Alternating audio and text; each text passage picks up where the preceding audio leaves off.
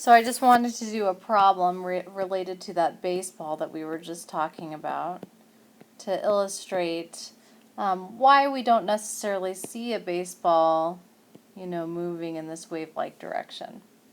Okay, so this equation says, or this problem says that we have a 145-gram baseball moving at a speed of 20 meters per second, and it's asking us to find the de Broglie wavelength.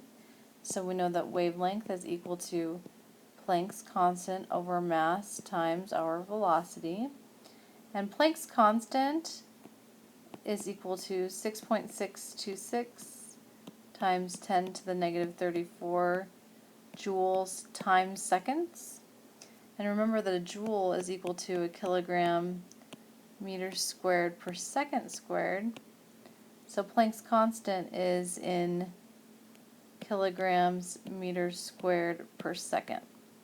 And it's often really nice to write out Planck's constant in this way, because then your mass in kilograms will cancel out and your velocity in meters per second will cancel out. Okay, so let's go ahead and plug in all of our values.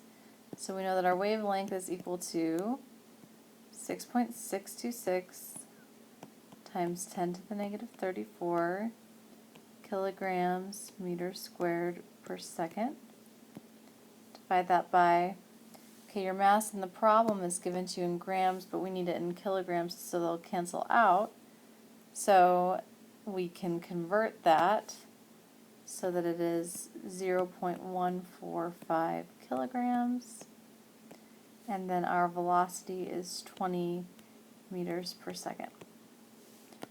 Okay, so our kilograms cancel out, one of our meters cancels out, and our seconds also cancel out.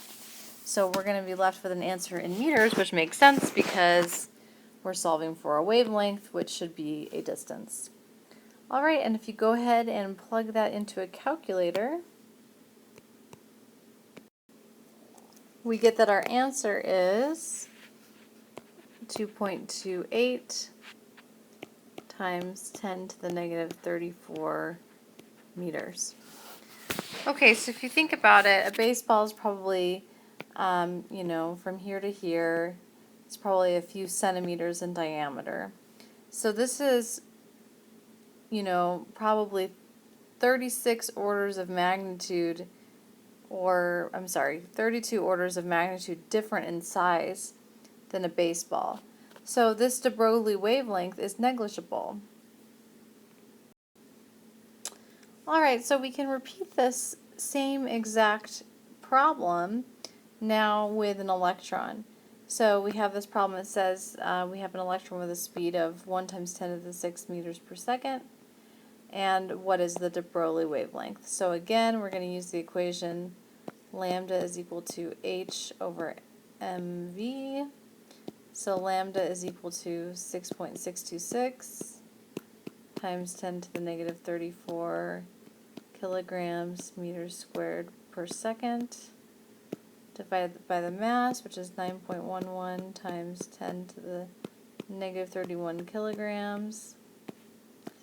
And our velocity is 1.0 times 10 to the 6th meters per second. Okay, and again, you always want to check your units. Kilograms cancels out, one of your meters cancel out, seconds cancels out. And if you solve this, you will get a wavelength that's equal to 7.27 times 10 to the negative 10th meters. Okay, so you're probably thinking to yourself, okay, this is still a really small number. However, remember that we talked about in class that if we have an atom with, we'll make this the nucleus, here's some electrons orbiting, the size of an atom is typically a few angstroms in diameter. And an angstrom is 1 times 10 to the negative 10th meters.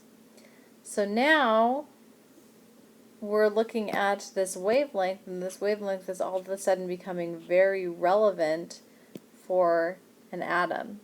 So although the wavelength of an electron is still small, this corresponds to the size of an atom where it's similar in scale, and so it is not negligible.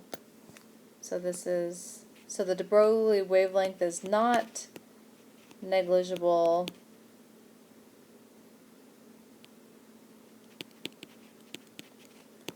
on the atomic scale.